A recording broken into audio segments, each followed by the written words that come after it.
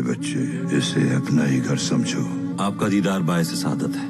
حلب میں بھی مجھ پر حملہ ہوا تھا، جان سے مارنے کی کوشش کی گئی تھی، مگر بچ گیا تھا آپ کی مہربانی سے، الحمدللہ۔ خواب میں دیکھا تھا آپ کو۔ یہ سب اللہ کی مہربانی ہے۔ تمہیں نصیحت ہے کہ اپنے خوابوں کا ذکر اپنے بھائیوں سے بھی مت کرنا۔ حضرت یوسف علیہ السلام نے ایک بار خواب دیکھا، وہ اس کی تعبیر جاننے اپنے بابا کے پاس گئے۔ جانتے ہو یعقوب علیہ السلام نے کیا فرمایا؟ انہوں نے کہا کہ اپنے خواب کا ذکر اپنے بھائیوں سے مت کرنا۔ اپنے راز خود تک محدود رکھ کر بہت سی پریشانیوں سے بچا جا سکتا ہے۔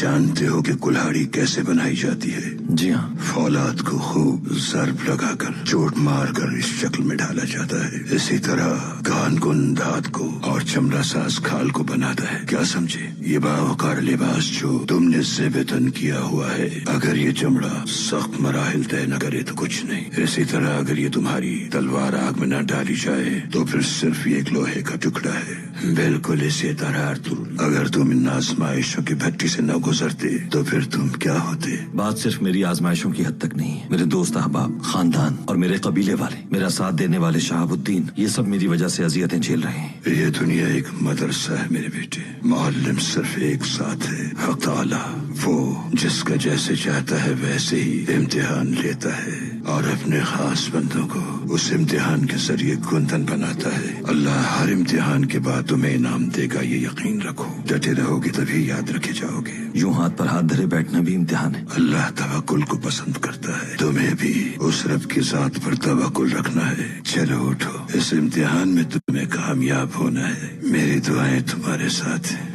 پیر حضرت، ہمارے بھائی بزرگ اور ساتھی شہاب الدین تغریل کو اس کے گناہوں کی سزا دی جا رہی ہے اور ہمیں اس سے بہت تکلیف ہے۔ ہمیں لگتا ہے یہ الزامات جھوٹے لگائے گئے ہیں۔ آپ کیا سوچتے ہیں اس بارے میں؟ ہماری رہنمائی کیجیے۔ جس رب نے یونس علیہ السلام کو مچھلی کے پیٹ میں زندہ رکھا اور اسی پروردگار نے موسیٰ علیہ السلام کو دریائے نیل کی موجوں سے، ایوب علیہ السلام کو زخم کے کیڑوں سے نجات دی اور ہمارے نبی صلی اللہ علیہ وآلہ وسلم کو کافروں سے، وہی پروردگار شہاب الدین کو بھی بچائے گا۔ ہم اس کی سلامتی کے لیے دعا گو ہیں۔ جس پروردگار نے آگ سے ابراہیم علیہ السلام کو بچایا، شہاب الدین تغرل کی بھی زندان میں وہی مدد فرمائے گا۔ کیا میں اندر آ سکتا ہوں بیٹی؟